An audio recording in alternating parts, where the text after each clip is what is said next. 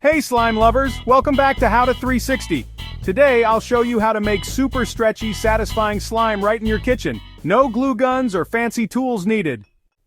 Here's what you need. 1 4-ounce bottle of white school glue, half a teaspoon of baking soda, 1 to 2 teaspoons of contact lens solution, and optionally, water or food coloring and glitter for that extra flair. Quick safety tip. Wash your hands before and after making slime and keep it away from your eyes. Let's get mixing. Step 1. Pour the entire 4-ounce bottle of glue into your bowl, then add half a teaspoon of baking soda. Stir thoroughly. This helps firm up the slime. Now for the fun part, add a few drops of food coloring or a sprinkle of glitter. Mix until you get your perfect hue and sparkle.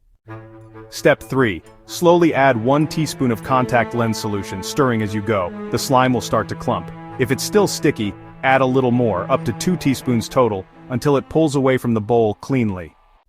Once it's firm enough, remove the slime and knead it with your hands for about a minute. Stretch it, squeeze it, and watch it transform into the perfect consistency.